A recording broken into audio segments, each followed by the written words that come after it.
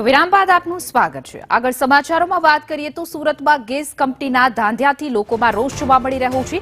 Bill આપ્યા વગર જ કનેક્શન કાપવાના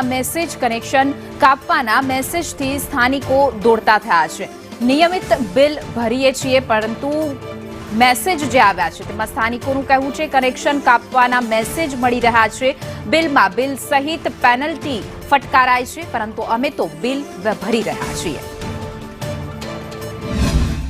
અમારી સમસ્યા એ છે કે છેલ્લા 3 મહિનાથી ગુજરાત ગેસ કંપનીનું તંત્ર બગડેલું છે। અમારા મીટરો બહાર હોવા છતાં રીડિંગ કરી જતા નથી રીડરો, અને દરેકને એવા મેસેજ આવે છે કે તમારા ઘર બંધ છે તેથી રીડિંગ થયું નથી। આ ઉપરાંત એવું જણાવવામાં આવે છે કે તમે મિનિમમ બિલ ભરો અથવા તમારા કનેક્શન બંધ કરી દેવામાં આવશે, આવી ધમકીઓ આપવામાં આવે છે। ત્યાં દરેકના મીટર પોતાના ઘરની બહાર છે, કોઈના મીટર કી એન્ડ લોકમાં નથી, છતાં એ લોકો રીડિંગ માટે કોઈને મોકલતા નથી અથવા શું સમસ્યા છે એ જણાવતા નથી। આના કારણે અમારે બિલ કેવી રીતે ભરવા એ પ્રોબ્લેમ થયો છે।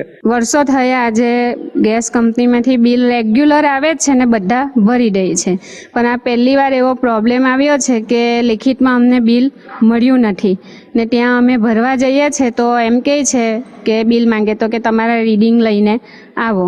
એટલે આ કમ્પ્લેન એ લોકોએ લેવાનું છે ને જલ્દી આને પાછું રેગ્યુલર જેમ ભરતા હતા બધા એવી રીતના થઈ જાય એવી અમારી માંગણી છે ને બધા રેગ્યુલર ભરે જ છે, એટલે અમારું આ પ્રોબ્લેમ જલ્દી સોલ્વ કરી આપો।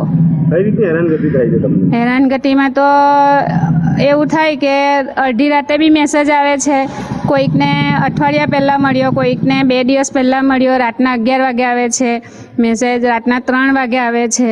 હવે આ સાચો ક્યાંનો છે, કંપનીનો મેસેજ છે કે કોઈ અંડર ફ્લોડ છે કે શું છે